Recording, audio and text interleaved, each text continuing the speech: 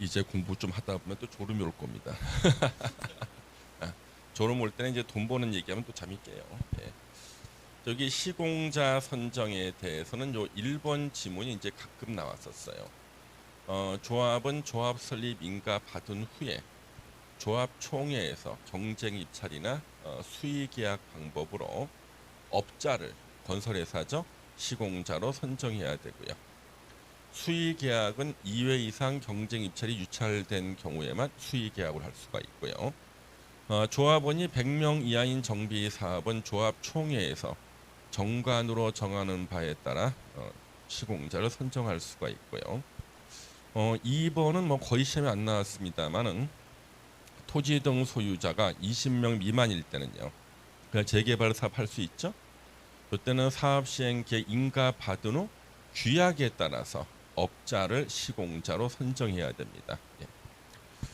그 다음에 3번 같은 건 뭐 시험에 안 나왔지만 시장 군수 등이 천재지변 규정에 따라 직접 정비 사업 시행하거나 토지주택공사나 지정개발자를 사업 시행자로 지정한 경우 보통 지정개발자는 시행사를 말해요. 시행사가 지정받은 거예요. 사업 시행자는 천재지변 규정에 따른 사업 시행자 지정 고시 후 경쟁 입찰이나 수의 계약 방법으로 업자를 시공자로 선정해야 된다. 그런가 보다. 그 다음에 여기 4번은요. 시험에 물론 안 나왔습니다만은 시공자를 선정하거나 관리 처분 계획 방식으로 시행하는 주거환경 개선 사업의 사업 시행자가 시공자 선정할 때 이때는 주민대표의 토지 등 소유자 전체 회의는요. 경쟁 입찰이나 수의 계약 방법의 시공자를 추천할 수도 있고요. 이때는 추천한 경우에는 추천받은 자를 시공자로 선정해야 됩니다. 참고로 이렇게 보시면 되고요. 근데 6번은 체크해야 돼요. 6번은 이제 시험에 언급되거든요.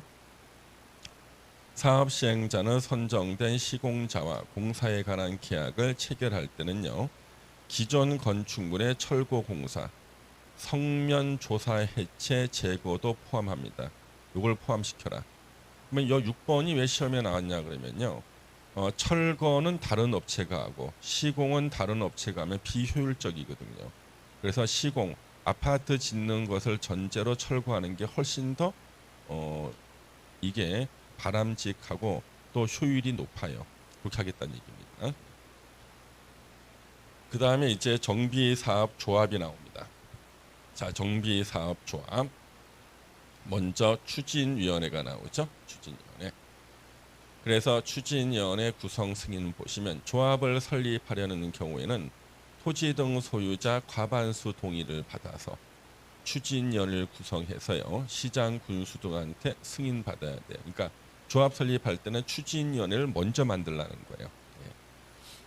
그 다음에 그러면 뭐에 대해서 토지 등 소유자 과반수 동의 받느냐. 1번 추진위원장을 포함한 5명 이상의 추진위원회 위원회의 동의를 받아라. 5명 세워놓고 이 사람이 추진위원 되는 거 동의하십니까? 그러는 거예요. 여기는 5명이고 7명이 아니야. 우리 7명은 어디서 나왔죠? 도시개발법에 도시개발조합은 토지 소유자 7명. 추진위원회 몇 글자야? 5글자. 그래서 5명이야. 5글자. 예. 그래서 추진위원회 5글자 5명. 그 다음에 운영 규정에 대해서 과반수 동의를 받아야 돼요.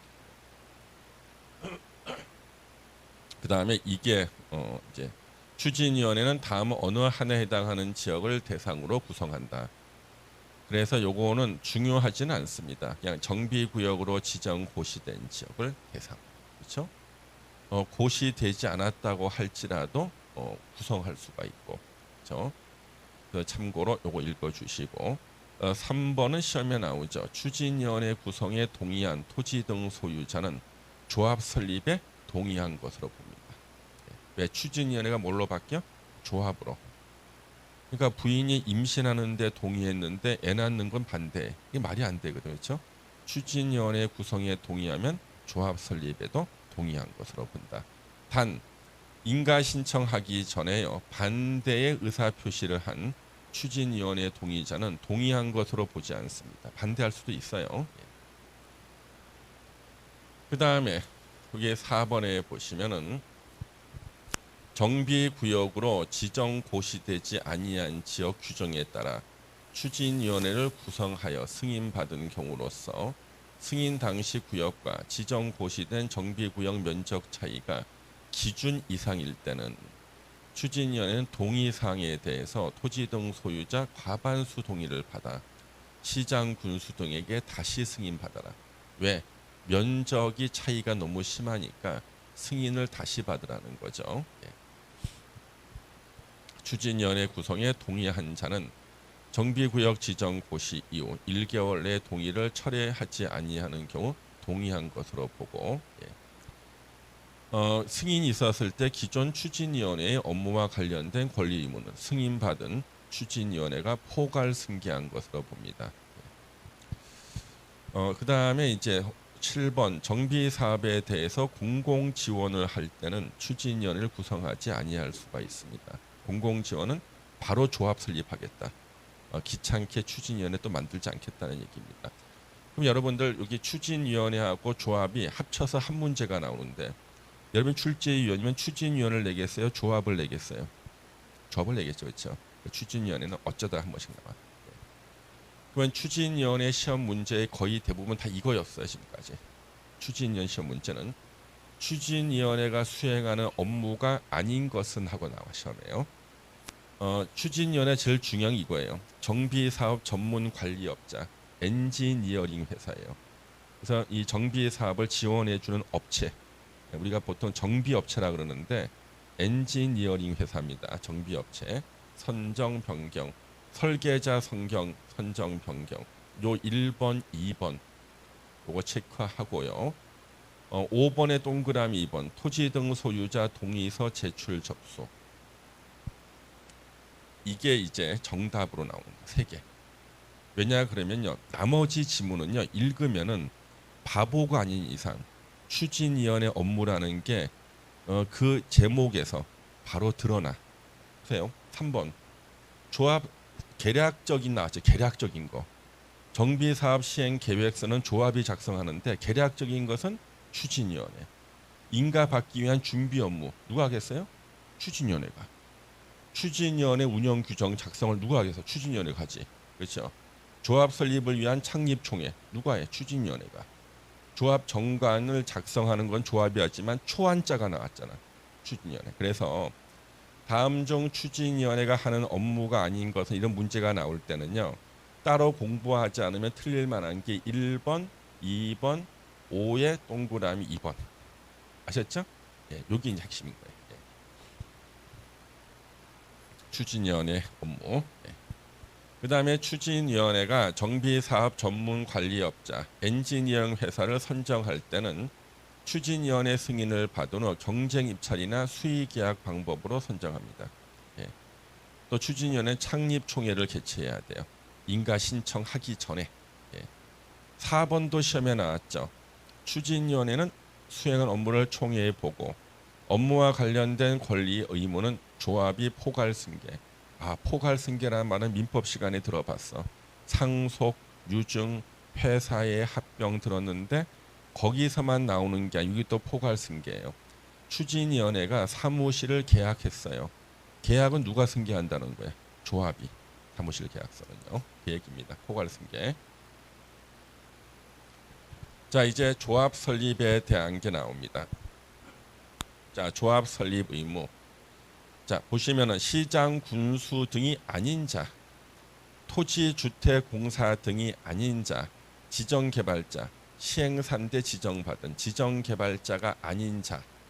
다시 말하면 누구예요? 다시 말하면 민간인이야. 민간인이 정비 사업을 시행하려는 경우에는 토지 등 소유자로 구성된 조합을 설립해야 된다. 민간인이 할 때는 예외가 있어. 토지 등 소유자가 재개발 사업을 시행할 수 있죠. 20명 미만일 때. 그때는 그러하지 아니하다. 조합을 설립하지 않는다. 예. 그래서 그러면 토지 등 소유자가 20명 미만인 재개발 사업이 어떤 거예요? 실제로 보면은요. 거의 다 상가나 공장을 짓는 재개발이에요. 우리가 아파트 짓는 데는 토지 등 소유자가요. 뭐 1000명 막 그런다고요. 근데 상가나 공장 짓는 재개발일 때는요. 토지 등 소유자가 20명 안 되는 경우가 많아요. 예. 어느 한 사람이 상가 몇 개씩 갖고 있고 막 그러거든. 법인이 몇 개 갖고 있고.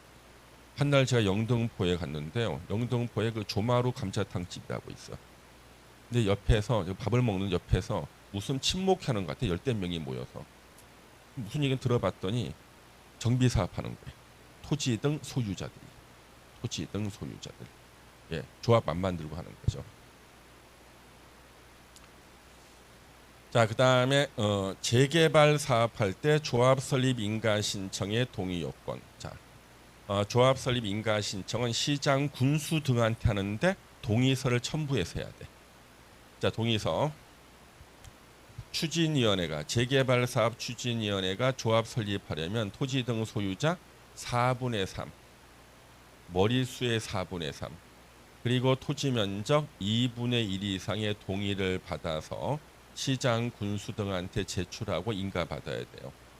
그럼 우리가 머릿수의 4분의 3 동의를 받으면은 이 사람이 갖고 있는 토지 면적이 대개 2분의 1은 넘을 거예요. 그렇죠?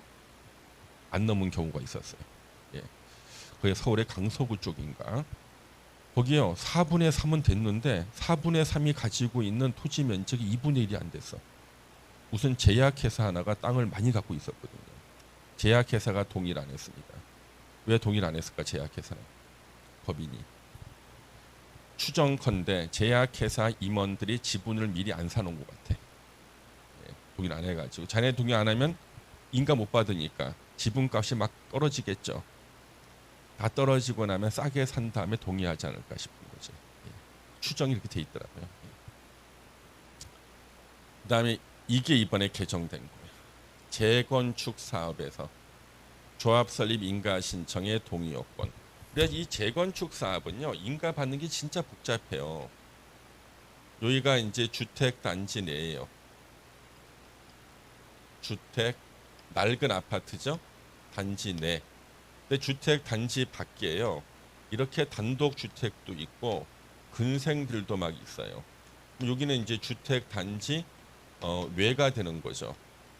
근데 만약에 나홀로 아파트를 갖다가 대단지를 만들고 싶어. 그러면 주택 단지가 아닌 것도 포함해서 재건축을 할 수가 있고요. 그다음에 이 주택 단지 안에 기존에 이제 아파트가 있어요. 이렇게요. 낡은 아파트 101동, 102동 이렇게 있다고요.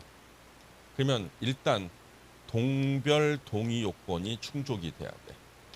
그다음 주택 단지 전체 단지별 동의 요건이 충족이 돼야 돼. 그 주택 단지 외가 포함될 때 외의 동의 요건이 충족돼야 되는 거예요. 아주 복잡해. 그래서 재건축 사업에 대한 재건축 조합 설립 인가 받으면은요 플랜카드가 걸려 동네에. 복잡한 절차를 통과했으니까 감동받아서 플랜카드. 경축 재건축 조합 설립 인가 취득 써 있는 거예요. 보세요. 자, 먼저 주택 단지 내 동의 요건. 추진위원회가 조합을 설립하려는 때는 주택 단지의 공동주택의 각 동별 구분 소유자 예, 동의, 구분 소유자 과반수 동의를 받는 거예요. 이때 구분 소유자는 누구냐면 101호 주인, 102호 주인이에요. 평수를 고려하잖아. 머릿수로 20평대 소유자도 구분 소유자, 301호 소유자도 구분 소유자, 머릿수로 과반수 동의. 과반수 동의. 가로하고 복리시설로서 대통령령으로 정하는 경우는 3분의 1 이상으로 한다. 이게 뭔가? 단지 내 상가. 단지 내 상가는 3분의 1만 동의하면 돼. 왜? 재건축할 때 단지 내 상가들이 동의가 잘 안 나오거든. 그 다음에 주택 단지 전체 구분 소유자의 70%, 이게 4분의 3이 70으로 바뀌었어요. 아까 우리 4분의 3은 몇 퍼센트야? 75%. 4분의 3은 75%인데 이걸 떨어뜨린 거예요. 70%로. 재건축 쉽게 하려고. 70%. 70%. 요게 우리 추록에 나오죠? 예, 답. 70% 이상. 토지 면적 70% 이상. 4분의 3이 70으로 바뀌었어요.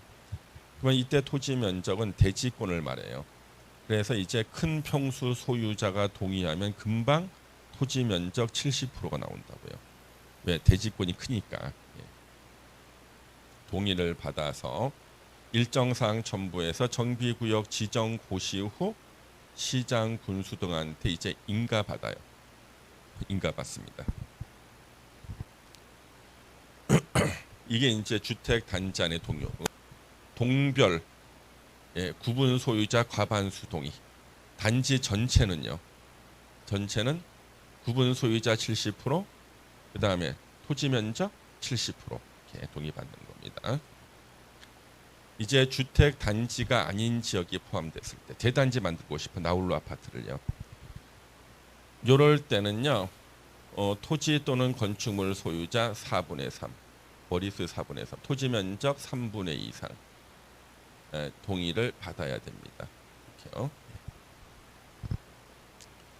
그다음에 변경의 동의 요건, 설립된 조합이 인가받은 사항을 변경하고자 할 때는 총회에서 조합원 3분의 2 이상 찬성 의결, 시장 군수 인가, 경미한 사항 변경 그냥 신고만 하면 된다. 그런가 보다. 일단 정보 제공 의무라는 게 있습니다. 추진위원회는요, 조합 설립에 필요한 동의를 받기 전에 추정 분담금 등 정보를 토지 등 소유자에게 제공해야 된다.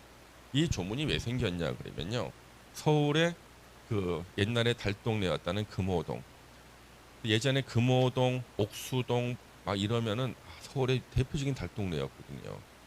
그래서 저 지방에 있는 그 친척 어른한테 너 요즘 어디 사니? 그래서 저 옥수동에 사는데요. 그러면 내가 망한 줄 알아. 옛날 생각해가지고. 근데 옥수동과 금호동의 특징은 뭐냐 그러면요, 집안이 바위산이에요. 그 한강을 위에서 내려다 봐요. 그리고 대단지 아파트가 다 들어서 있어요. 지금은요. 한강변 주변에 대단지 아파트는 다 옥수동하고 금호동에 들어서 있어요. 근데 여기 보면은 이제 여기가 한강이고요. 한강. 여기 이제 강변북로예요.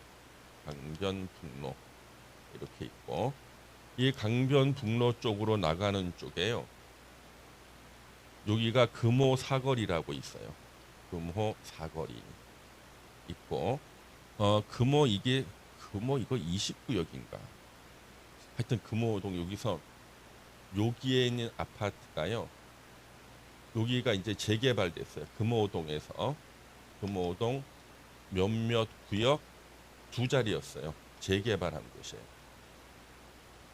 그래서 여기가 푸르지오 아파트가 들었었어요. 서울숲 푸르지오.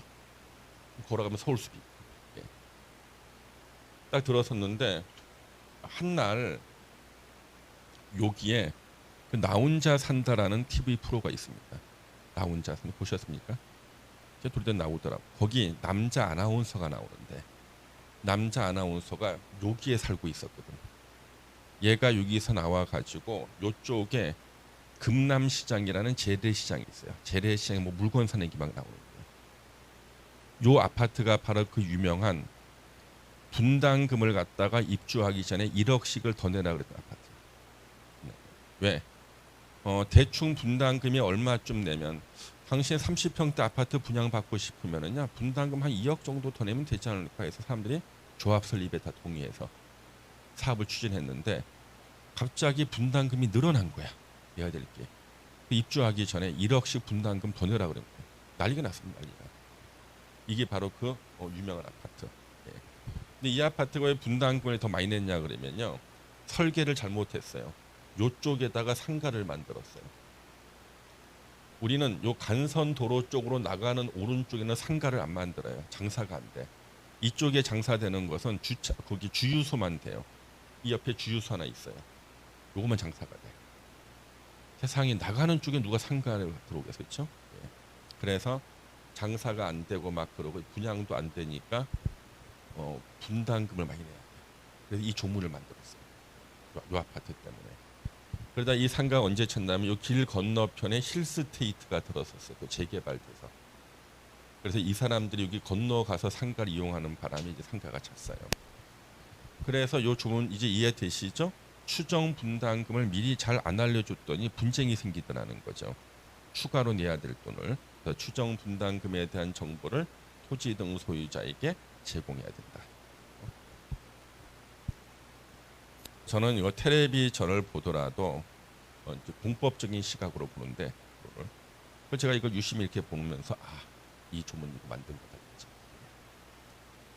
그 다음에 이제 조합의 법인격이 나옵니다.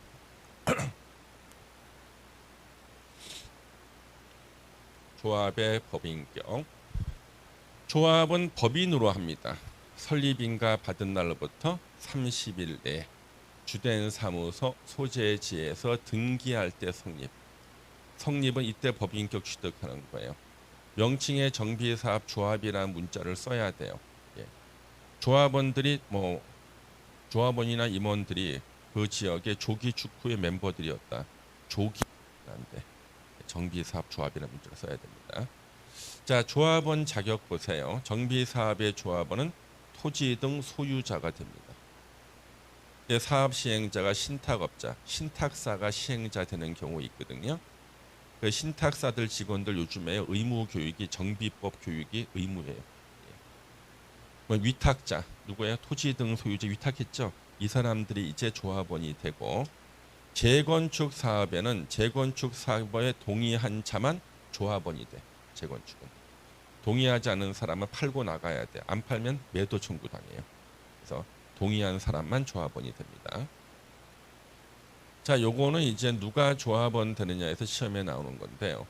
주택법의 투기 과열 지구하고 정비법이 결합되면 규제가 제일 강해져요.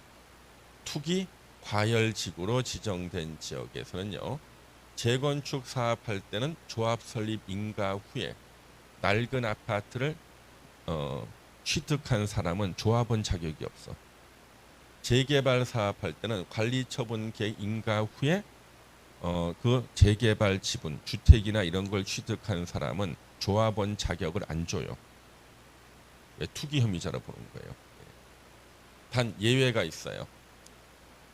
상속이나 이혼으로 취득한 사람, 상속받은 사람, 이혼할 때 위자료나 재산 분할로 받은 사람은요, 조합원이 돼요. 예. 그러면 만약에 이런 일이 생겼을 때 어떻게 해야 되는 거예요? 예? 제가 중개업을 하고 있는데 어떡하죠? 제가 조합 설립 인가 후에 이것을 취득하게 됐는데 어떡하죠? 그러면 저는 못하는 거 아닙니까? 이혼하세요. 예, 이혼하세요. 방법이 없어, 그렇죠? 이혼. 예. 그러니까 일단 이혼해서 분양권 받고 나중에 다시 이제 결혼하기로 했는데 그 사이에 이제 타자 마음이 바뀌는 거야. 마음이 바뀌어. 그래서 이제 그 법원에다가 이혼 취소 청구를 해서 가정법원에요. 100% 패소야. 왜냐하면 분양권을 받기 위한 이혼은요, 판결문에 뭐라고 되어 있냐면 이혼에는 수많은 원인이 있다. 성격 차이, 학대, 뭐 이런 것도 있지만 그 중에 하나가 분양권 더 받기 위한 목적도 이혼의 동기가 돼. 예. 그래서 이거 취소 안 돼요.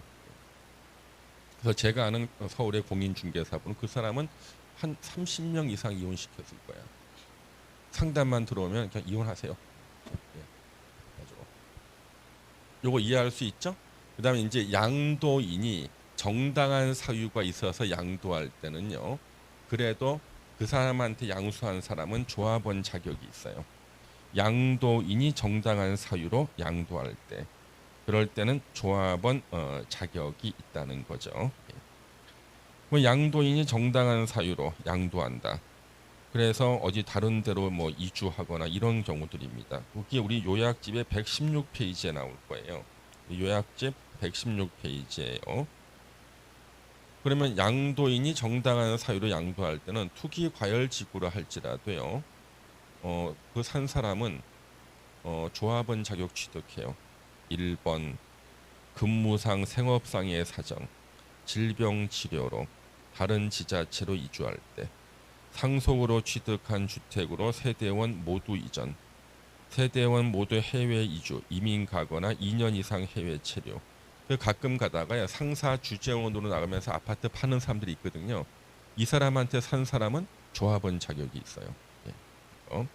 그다음에 4번에 1세대 1주택자인데 장기 보유하고 팔 때.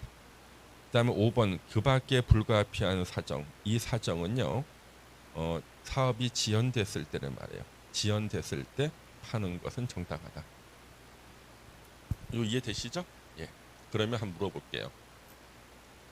투기 과열 지구에서 재건축 사업 시행할 때는 조합 설립 인가 후에 재건축 아파트 사면은 조합원 자격이 취득이 안 돼. 조합 설립 인가에는 거래가 안 된다고요. 그러면 재건축 대상 아파트는 투기 과열 지구에서 언제 급매물이 나올까? 조합 설립 인가 전에. 자, 투기 과열 지구에서 재개발 사업은 관리 처분계 인가 후에 낡은 주택 샀을 때는 조합원 자격이 없어. 안 나와요. 그러면 언제 사야 돼? 관리 처분계 인가 전. 그러면 재개발 사업할 때 투기 과열 지구에서는요. 급매물이 언제 나오는 거야? 관리 처분계 인가 전에. 네, 급매물이 막 나옵니다. 이때 지나면 못 파니까.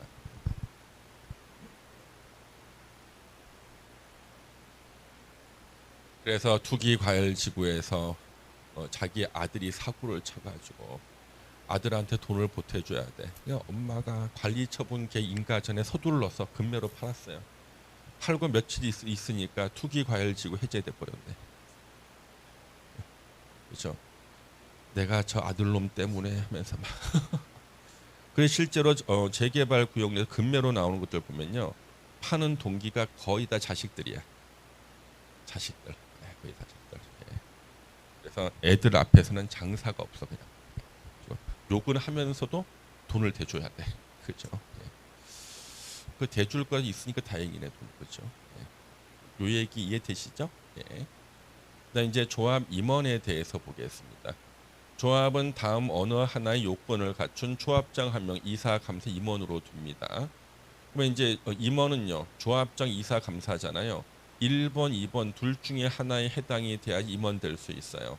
이거는 정비 사업과 밀접한 관련이 있어야지 임원 자격 주겠다는 거예요. 정비구역에서 거주하고 있는 자로서 선임일 직전 3년 동안 정비구역 내 거주 기간이 1년 이상일 것. 다른 데 살다가 임원 될 욕심으로 바로 이사 온 사람은 안 되는 거예요.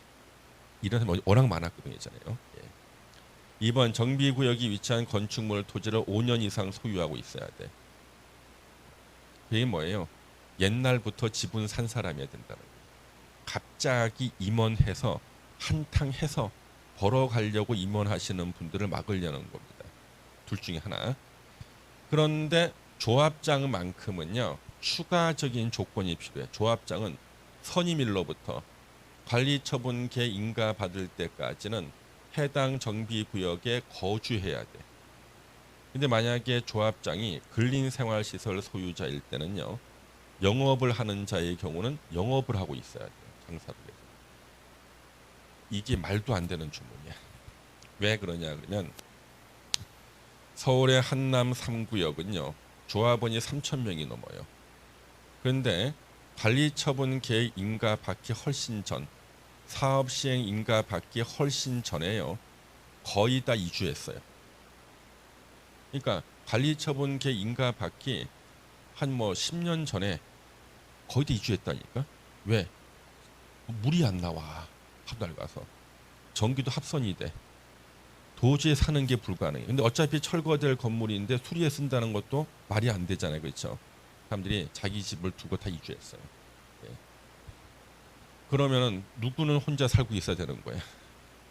조합장은 혼자. 그래서 거기가 우범지대가 됐는데요. 유튜버 중에서요, 왜 흉가를 찾아가서 라이브 방송하는 유튜버가 있어. 한남 3구역에서 라이브 방송하다가 죽은 사람 발견했어요. 다 빈집이잖아요. 그러니까 노숙자나 이런 사람들이 거기 빈집에 들어와서 살았거든요. 자, 그러면은 만약에 조합장이 세탁소 주인 아저씨야. 그럼 뭐라고 있어야 돼? 영업을 하고 있어야 돼. 아무도 안 사는 동네에 혼자 세탁소 문을 열고 영업을 해야 돼. 손님 없죠. 자기 옷이라도 빨고 있어야 돼. 이게 말이 되냐고. 예. 이 조문을 신설한 취지는 알겠어요. 그 조합장은 끝까지 지켜라 이런 뜻인데 아니 지키는 것도 한계가 있지. 아무도 안 사는 동네에서 그렇죠? 하여튼 이거는 새로 신설됐고 개정돼서 생긴 조문이니까 알아주셔야 돼요. 언제까지? 관리처분 개인가 받을 때까지. 이 조문을 만드는 사람은 정비 사업을 해본 적이 없는 사람이에요. 왜냐하면 우리가 법적으로는 관리처분 개인가 받고 나서 다 철거 들어가거든요. 예. 그래서 사람들이 이주 빨리 안 할 때는요, 관리처분 개인가 받고 난 다음에 이주시키거든. 그 생각한 거야. 먼저 나가는 사람들도 많다는 걸 생각 안 한 거예요. 요거 그 얘기입니다. 그 다음에 조합의 이사와 감사의 수는요, 대통령령으로 정하는데 이사는 3명 이상, 감사는 1명 이상 3명 이하로 하고요. 토지 등 소유자가 100명을 초과할 때 이사의 수를 5명 이상으로 합니다. 그러면 정비조합에서는 이사가 2명 되는 일이 있을까요? 없어. 최소 3명 이상은 돼야지. 그 다음에 조합은 총회 의결을 거쳐 조합 임원의 선출에 관한 선거 관리를 선거관리위원회에 위탁할 수 있습니다. 그러면은 우리나라에서 가장 좋아하는 보직이 선거관리위원회. 칼퇴근. 몇 년에 한 번씩만 바꿔. 선거 위탁할 수 있다. 조합 임원의 임기는 3년 이하 범위에서 정관으로 정하되 연임은 할 수가 있습니다. 자, 조합 임원의 직무. 조합장은 조합 대표, 총회 의장, 대의원의 의장. 조합장이 대의원의 의장 될 때는 대의원으로 봅니다. 자, 3번이 시험에 자주 나오죠. 저 3번은 똑같은 게 도시개발조합에도 있었어요. 민법에 나오는 자기계약, 쌍방대리 금지 규정이죠. 조합장 또는 이사가 자기를 위해서 조합과 계약이나 소송할 때는요, 감사가 조합을 대표합니다. 감사. 자기계약, 쌍방대리 금지. 조합 임원은 같은 목적의 정비 사업을 하는 다른 조합의 임원이나 직원을 겸할 수 없다. 조합 외부에서의 겸직 금지. 대의원회. 조합원 수가 100명 이상인 조합은 대의원회를 두어야 한다. 그 대의원회는요, 총회가 할 일을 대신하는 거예요. 왜? 총회를 항상 열 수는 없잖아요, 그렇죠? 몇 명? 100명 이상인 조합. 대의원회를 두어야 한다. 필수 기간입니다. 대의원회는 조합원 10% 이상으로 구성하고 10%가 100명을 넘는 경우에는 10% 범위에서 100명 이상으로 구성하고요. 조합장이 아닌 조합 임원은 대의원이 될 수 없습니다. 아까 우리 조합장은 대의원 될 수 있었죠? 그러면 누구야? 이사, 감사는 대의원이 안 돼요. 조합장만 대의원이 될 수 있어요. 자, 이제 사업 시행 계획 인가라는 게 나왔습니다. 우리가 건축에서 제일 중요한 게 건축 허가 받는 거예요. 정비 사업에서 제일 중요한 게 인가를 받는 거예요. 인가 받으면 이변이 없는 한 5년 있다가 입주해. 근데 인가를 못 받고 망하는 사업이 워낙 많아요. 그래서 인가를 받기 직전에 확실하게 인가 나온다는 사실만 알면은 무조건 사는 거지. 인가 받고 나면 지분값이 폭등해요. 몇 억씩 올라 그냥. 몇 억씩. 저는 인가 받고 그 다음 날 샀어요. 다음 날. 인가 받고 그 다음 날 오르기 전에 바로 샀습니다. 다음 날.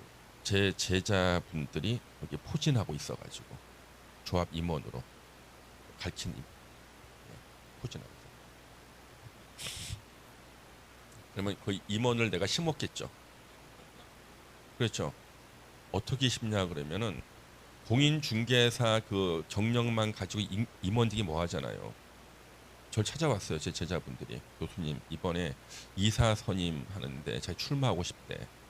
근데 다른 경쟁자들은 무슨 건설회사 뭐 상무 출신, 무슨 건설회사 무슨 출신 그런데 자기는 공인중개사 자격증밖에 없는데 어떻게 하면 좋겠냐. 그래서 교수님께서 그 추천서를 하나 써달라는 거예요. 그래서 제가 왜냐하면 거기 사람들이 다 저한테 배운 사람, 교육받은 사람이잖아요. 제가 이분은 정비 사업 전문가로서 탁월한 능력을 발휘하시는 분이다. 내가 인정한다 해서 내가 추천서를 보냈어요. 그 추천장을 갖다가 선거운동할 때 갖다 붙여가지고 당선됐어요. 예, 예. 그리고 난 다음에 이제 물건이 딱 나온 거예요. 아까 말한 지하 공장이 나온 거예요. 예. 그래서 인가 받고 그 다음 날 미리 섭외를 하고 있다가 다음 날 오르기 전에 바로 그 다음 날 돌아왔죠. 그래서 인가가 그렇게 중요해요.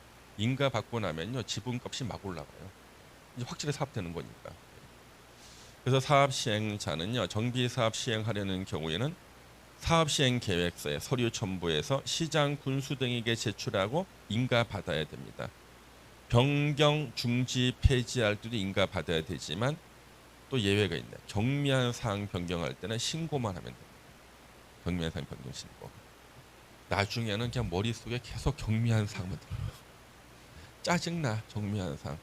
그래서 나중에는 우리 경미한 사항도 따로 공부하니까 걱정할 필요 없어요. 네. 경미한 사항. 이제 입에서 달고 살아 경미한 사항을.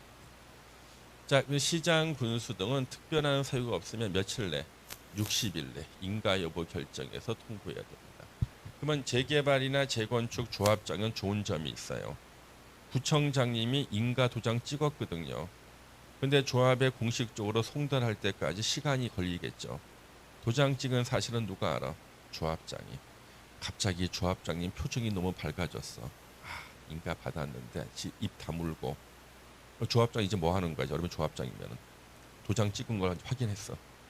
조합에 송달되려면 한 일주일은 걸리는. 일주일 동안 뭐 할 거야? 지분 사들여야지. 며칠 있으면은 몇 억이 오를 건데, 그렇죠? 물론 자기 이름으로 사면 안 되죠, 그렇죠? 예. 그래 조합장이 돈을 번다고. 60일. 사업 시행자는 사업 시행 인가를 신청하기 전에 미리 총회 의결을 거쳐야 되고요. 총회 의결을 거쳐서 신청하고요. 변경, 중지, 폐지도 원칙대로 돌아가야겠죠. 변경 원칙 돌아가죠.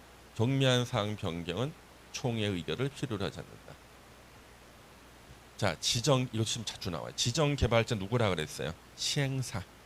우리 법에서는 절대 시행사라는 단어를 안 써. 시행사인데 능력이 있다고 사업 시행자로 지정받는 경우가 있어요. 예. 그러면 요 시행사가 바로 지정 개발자입니다. 근데 얘는 파산의 우려가 있잖아요. 그렇죠? 파산의 우려.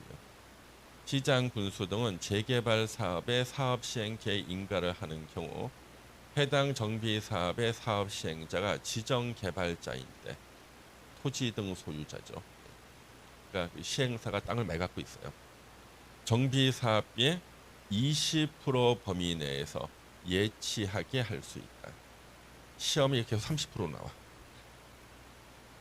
30% 나오면은 30%가 더 낫지 이거. 지금 계속 30% 나왔죠. 오늘도 30% 계속 나왔죠. 그렇잖아요.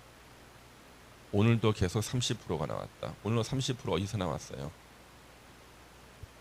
밥 먹고 나니까 기억이 안 나. 토지 등 소유자 30% 이상이 요청하면은 2년 범위 내에서 연장해서 정비구역 지정을 해제하지 아니할 수 있다. 있잖아요. 그래서 이거 30 나면 거의 틀리거든. 20%. 왜 20인가? 예치가 두 글자야. 예치 두 글자. 한 글자당 10%야. 예치 두 글자 20%. 좀 계속 나와 이거. 예. 예치금은 청산금 지급이 완료된 때 반환해 줍니다. 예치 20%. 그 다음에 이제 임시 거주 시설과 임시 상가 설치에 대한 게 나와요. 사업 시행자는 주거 환경 개선 사업하고 재개발 사업 두 개예요. 두 개. 철거되는 주택의 소유자나 세입자에게요. 임대주택 등의 시설에 임시로 거주하게 하거나 주택 자금 융자할선, 이주비 같은 거 임시 거주에 상응하는 조치를 해야 됩니다. 예. 이주비 무이자 대출 같은 거 해주는 거죠. 그다음에 사업 시행자는 임시 거주 시설 설치를 위해서 필요한 때는 국가나 지자체, 공공단체 그리고 개인까지 시설이나 토지를 일시 사용할 수 있습니다. 재개발 사업 시행자는 사업 시행으로 이주하는 상가 세입자예요. 상가 소유자가 아니라 사용할 수 있도록 정비구역이나 인근에 임시 상가를 설치할 수 있어요. 재개발 사업에서. 예전에 동대문 야구장이 있었습니다. 철거하기 전에 청계천 지역 재개발 사업할 때 그 동대문 야구장을요 임시 상가로 썼어요. 야구장 입구에 들어가면 상가들이 다 있었어요. 야구장. 자, 지상권 등 계약 해지가 나옵니다.